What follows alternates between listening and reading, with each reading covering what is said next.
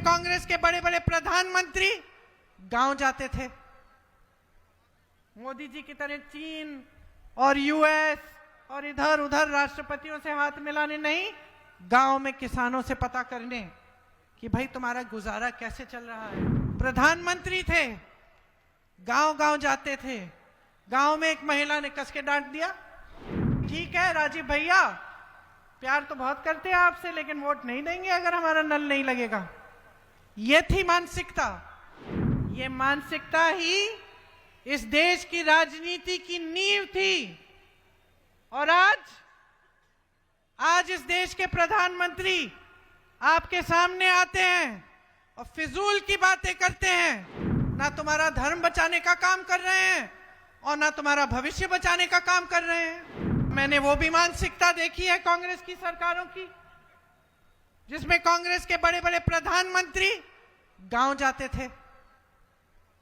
मोदी जी की तरह चीन और यूएस और इधर उधर राष्ट्रपतियों से हाथ मिलाने नहीं, गांव में किसानों से पता करने कि भाई तुम्हारा गुजारा कैसे चल रहा है, तुम कमा पा रहे हो खेती से, हम कुछ कर सकते हैं तुम्हारे लिए।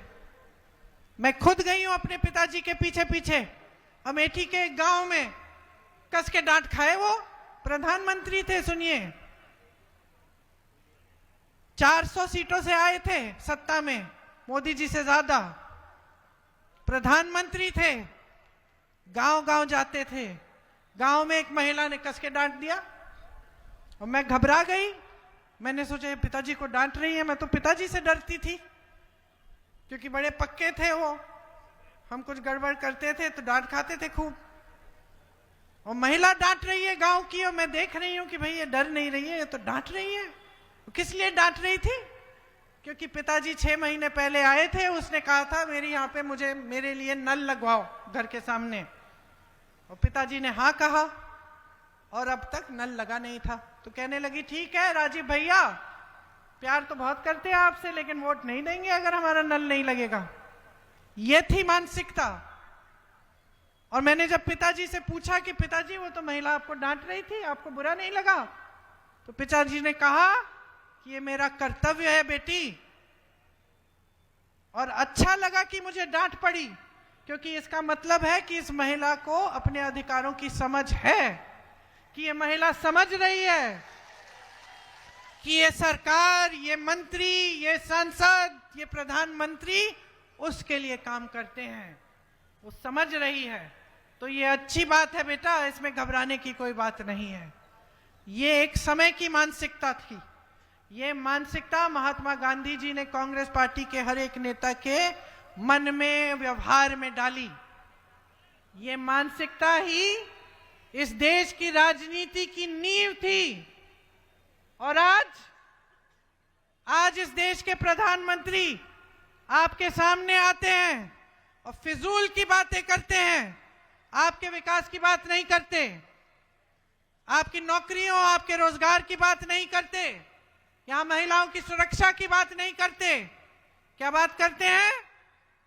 मैं सुन रही थी कल उनका भाषण, कैसे कैसे शब्द बोल रहे थे, कट्टा, दुनाली, गोली, फिरौती, रंगदारी, हत्या, अपहरण, खून की नदियां, ये बातें, ऐसी बातें करनी चाहिए इस देश के प्रधानमंत्री को?